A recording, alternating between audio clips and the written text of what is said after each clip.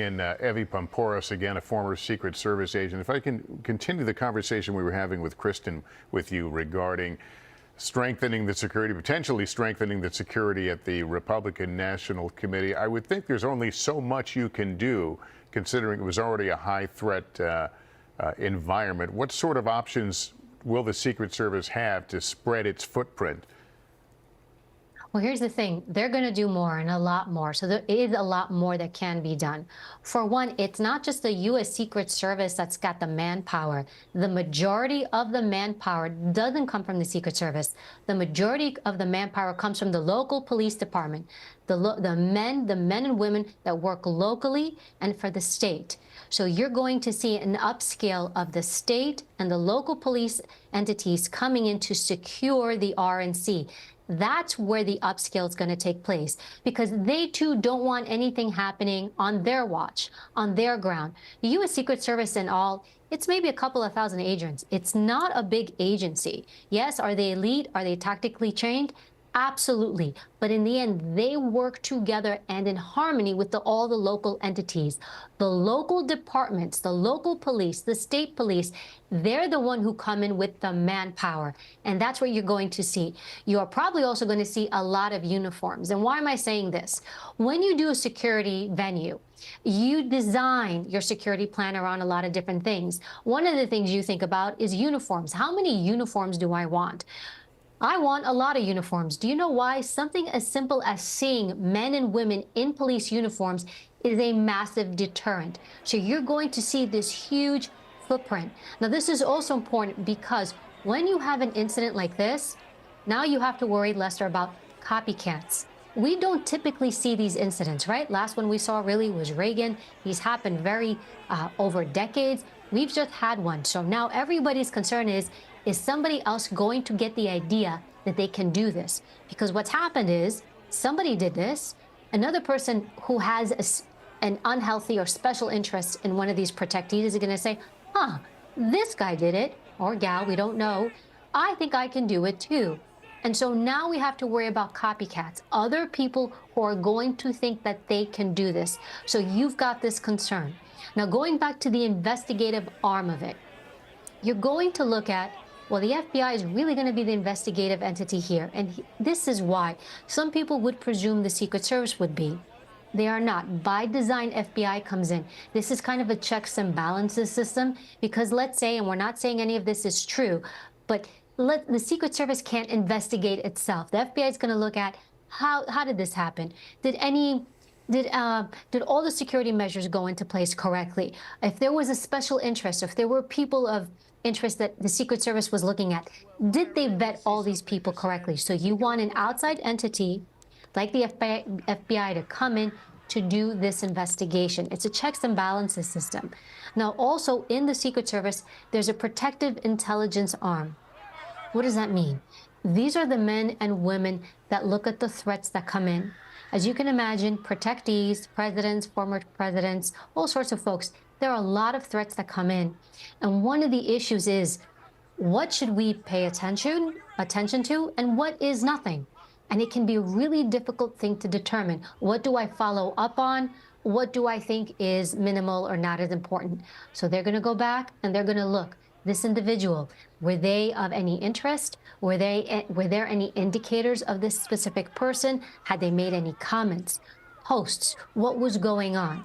And had they ever come into the radar or realm of the U.S. Secret Service or any other local police entity? And if so, what happened? Did they interview this person? Did they decide that the person was not of any interest? That's going to come into play.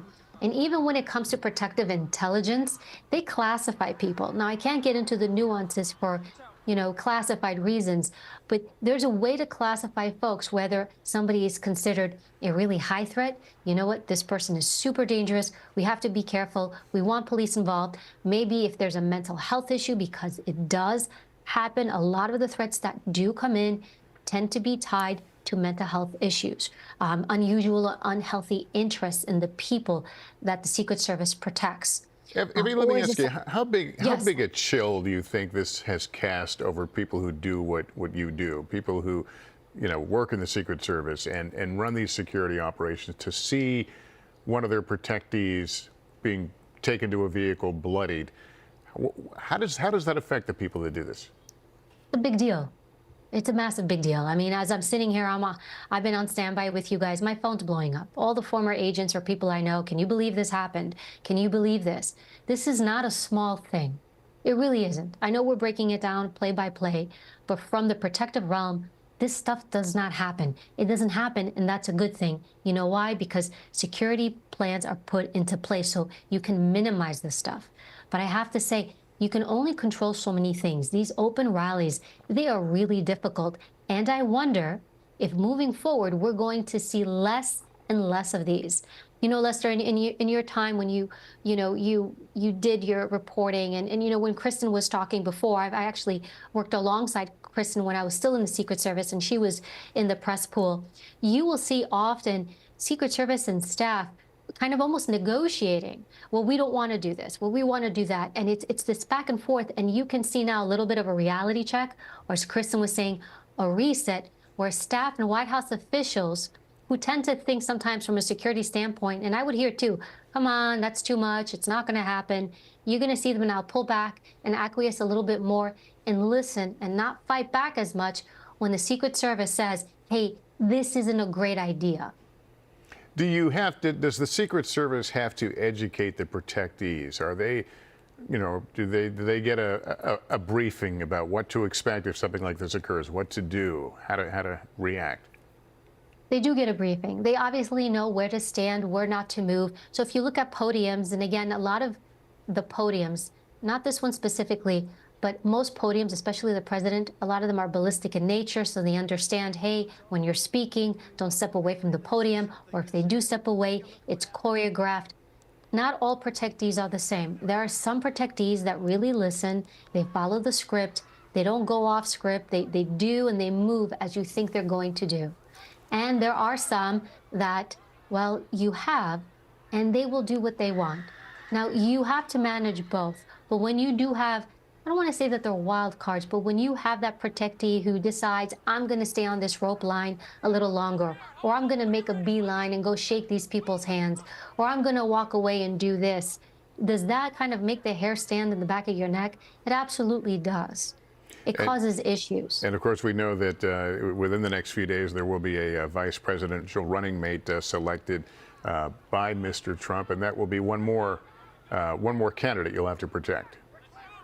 It is another candidate. As you know, as the people get added on, it's more, I don't want to say stress, but it's more resources that the U.S. Secret Service has to divvy out.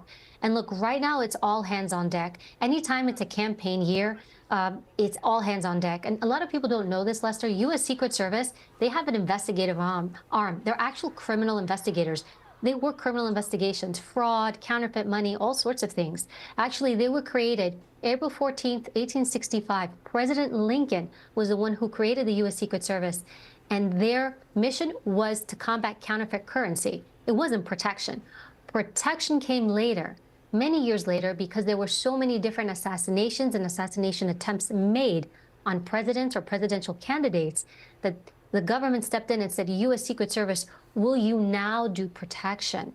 So during campaign years, all the criminal investigations stop, all these other things stop because the manpower goes to protection. And look, the world is watching. Right now, we're sharing this.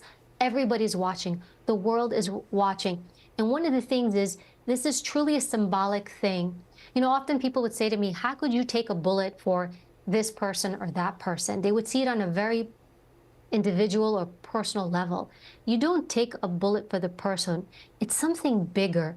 It's symbolic. What does it mean symbolically to the world, not just to the American people, when somebody can cause harm to one of the most powerful world leaders? It sends a message, and it's also the image of the U.S. It can either strengthen us or weaken us, and perception is reality when it comes to politics and how the world sees us. Well, it's an important calling, and we've certainly seen it in action tonight. We appreciate you breaking it down as we come to understand what goes on behind these pictures and how it all played out tonight in Pennsylvania. Abby, thank you.